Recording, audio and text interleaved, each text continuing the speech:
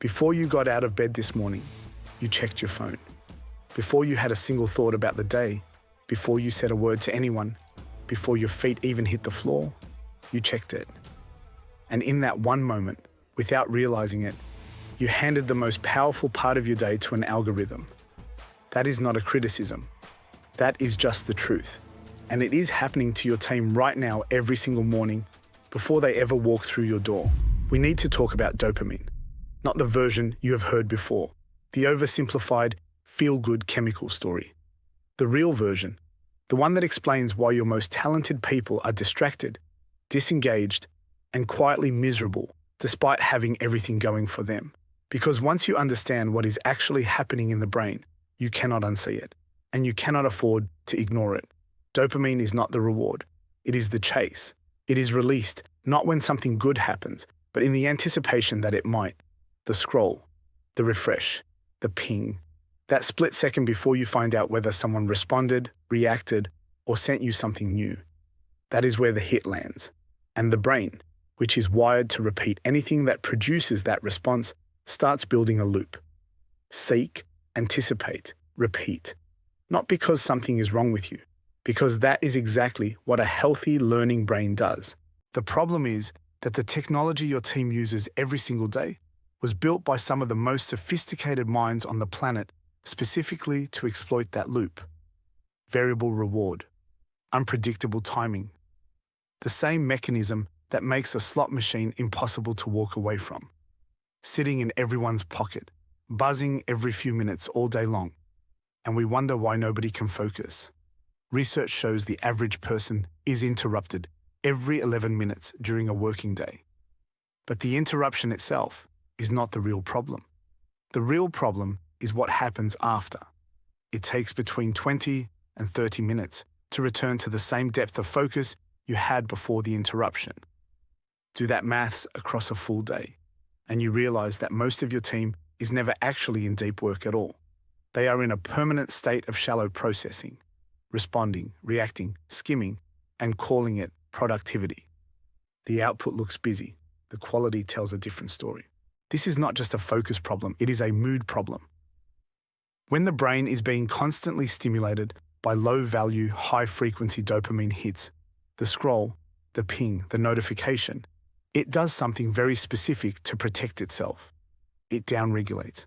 It reduces the sensitivity of its own dopamine receptors because the system has been flooded so relentlessly that it needs to dial back just to function. And what that produces over time is a baseline that feels flat, dull, grey. The things that used to feel meaningful, finishing something real, a genuine conversation, a moment of actual stillness, they stop landing the same way. The bar has been raised by cheap stimulation, and now the things worth feeling cannot clear it. That is the depressive state. Not necessarily clinical, but a chronic, low-grade numbness that sits underneath everything. A restlessness that achievement cannot fix. A sense that something is missing, even when nothing is. I hear this from executives constantly. People who have built the career, hit the numbers, ticked every box, and still feel hollow. What they do not realize is that their brain has been quietly rewired by years of cheap stimulation to struggle with the very depth of experience that makes life feel worth living. The way through this is not willpower. Willpower is finite, and it runs out. The way through is awareness, real, honest awareness of what is actually driving the behavior.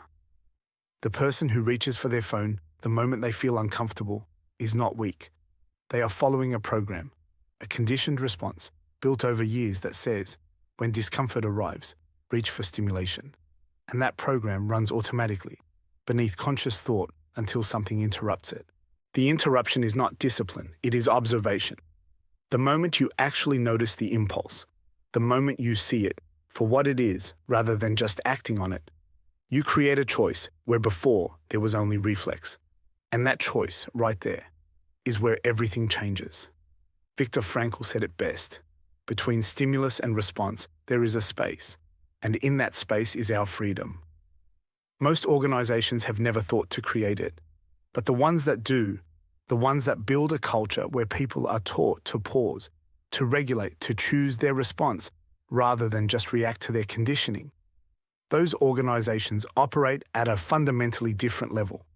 Not because their people are more talented, because their people are more present.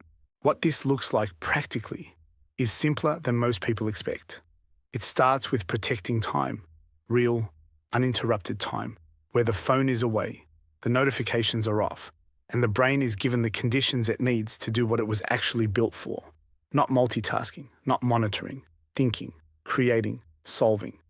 The brain in that state produces something categorically different to the brain that has been interrupted every 11 minutes, and the more consistently you create those conditions, the more the brain begins to recalibrate, to find genuine satisfaction in real work again, to feel the depth of a meaningful conversation, to experience the kind of focus that makes a person feel genuinely alive in what they are doing.